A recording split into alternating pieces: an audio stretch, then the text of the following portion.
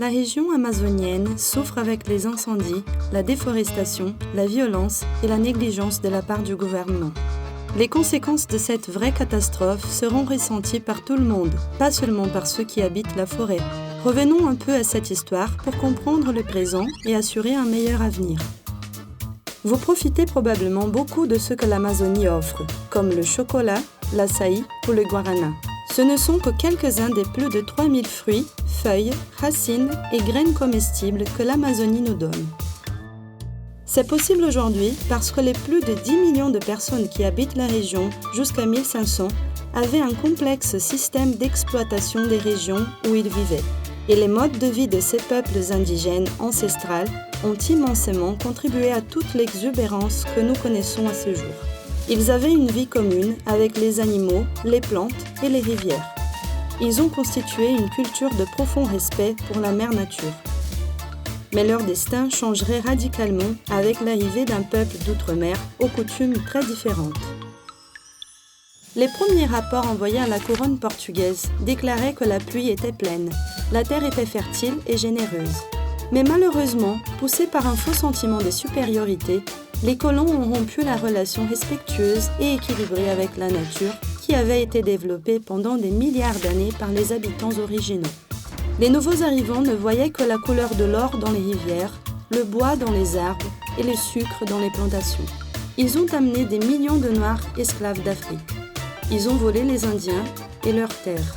Et ainsi, une énorme richesse humaine et environnementale a dû faire place à la logique du commerce et de la cupidité. Comme le Brésil est immense, pendant quelques siècles, la forêt amazonienne est restée relativement protégée de cette exploitation. Ce n'était qu'en 1960 que la dictature militaire du Brésil a décidé d'avancer sur la région. Il disait qu'il était nécessaire de défendre la souveraineté du territoire.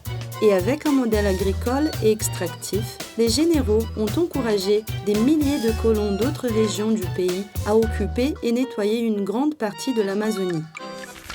Ces croisades modernes, marquées par l'avancée écrasante des machines sur la végétation native, ignorent ceux qui ne professent pas la même foi.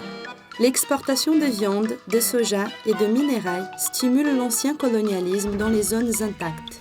La nature est détruite et les populations locales souffrent pour garantir des profits de quelques-uns à des milliards de kilomètres.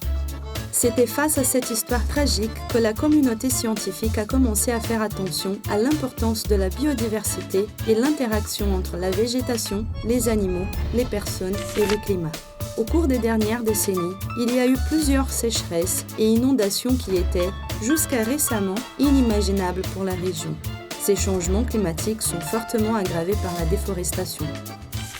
Les scientifiques ont découvert que si la déforestation en Amazonie dépasse les 25%, son climat sera aussi complètement détruit. Et nous sommes presque là. Environ 17% ont déjà été déboisés.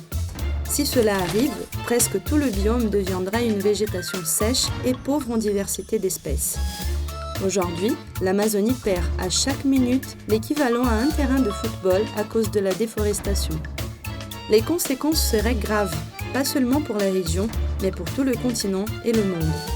C'est parce que l'Amazonie fonctionne comme un grand cœur qui pompe constamment de l'humidité vers le sud. Elle distribue les précipitations, règle le climat et assure la production agricole et le bien-être de la population de l'Amazonie et des régions voisines.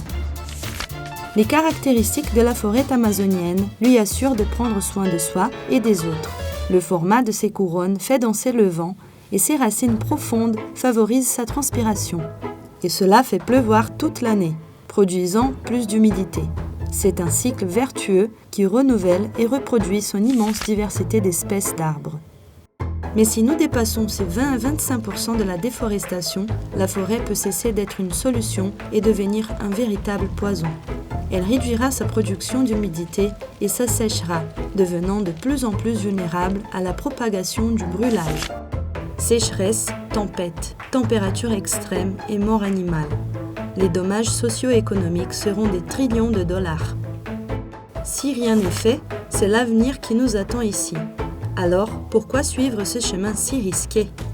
Beaucoup d'entre nous comprennent maintenant que nous devons respecter la biodiversité et les différents savoirs et modes de vie. Il existe un véritable trésor dans la biodiversité amazonienne, qui est cultivée et protégée par les peuples des forêts depuis des milliers d'années.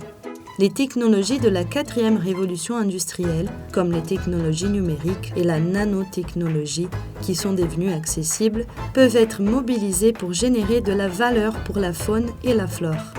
La chaîne du Açaï, par exemple, gagne plus d'1,5 milliard de dollars à chaque année pour l'Amazonie.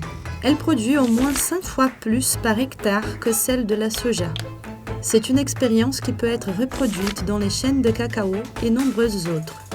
Donner à la population locale les moyens de maîtriser ces technologies de pointe peut faire de l'Amazonie un grand exemple de durabilité et régénération.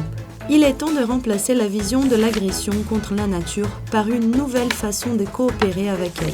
Il est possible de créer une bioéconomie tropicale générant des emplois de qualité et prospérité économique. Le futur de l'Amazonie est notre futur. Créons un monde plus beau. Commençons par l'Amazonie. Ça sera notre cadeau pour le futur de la planète.